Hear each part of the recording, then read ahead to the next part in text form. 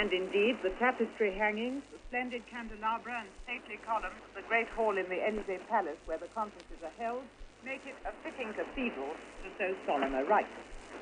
But despite his 76 years, it was a relaxed and almost smiling high priest who officiated today. General de Gaulle set the tone of the proceedings right away by making it quite clear that there would be no surprises. Here you can put insert number 1 from the Hebrew. After a brief reference to the fields he intended to cover, Vietnam, Djibouti, social affairs at home, and the coming parliamentary elections, the General asked for the customary list of questions. This brought us to the most striking feature of the press conference, namely the questions to which the General did not reply. Firstly, the subject of Ben Barka was out. He just ignored the whole thing, and the question, would a meeting between General de Gaulle and King Hassan help to bring the truth to light, remained unanswered. The General gave the same treatment to questions asking whether he would welcome a meeting with President Johnson, what exactly were France's present relations with China, and whether he thought Britain should now join the common market. Now to some of the points he did make. Once again, the President stressed at length the merits of France's policy of complete independence from all and any international organization to which submission, according to him, would make her subject to American influence, and he maintained that this policy was not only bringing benefits to France, but to everyone else as well. Turning to the war in Vietnam, he made it clear that France would not attempt to mediate, for mediation would serve no purpose. The United States, he said, could not hope to subjugate the Viet Cong by military victory and should therefore work to achieve negotiations based on the three conditions he stated earlier during his recent visit to Cambodia: withdrawal of American troops, neutralization of Southeast Asia, and recognition of China's importance in the world in general and Southeast Asia in particular.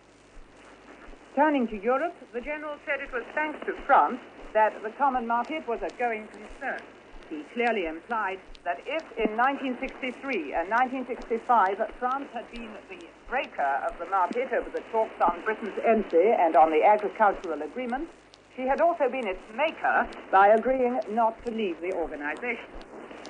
As for relations with Eastern Europe, he emphasized the efforts now being made to follow up the achievements of his visit to the Soviet Union last June by tightening French links with Poland, Hungary, Czechoslovakia, Bulgaria, Romania, and Yugoslavia.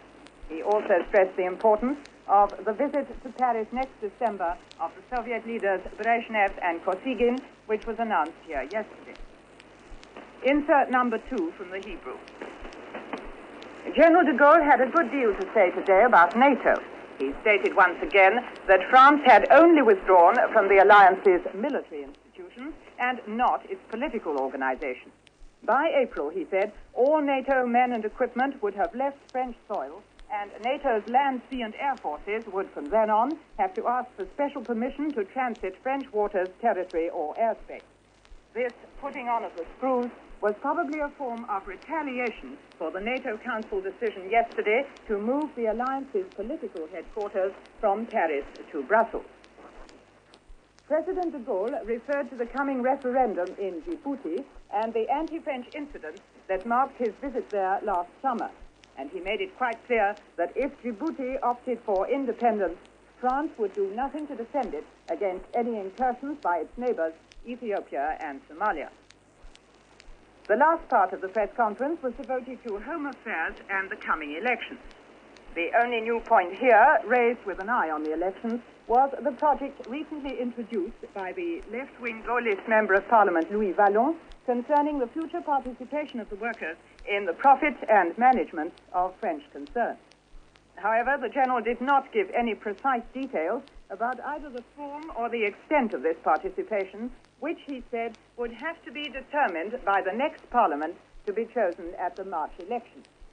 For General de Gaulle seemed quite sure that the next Parliament would, like its two predecessors, have a Gaullist majority.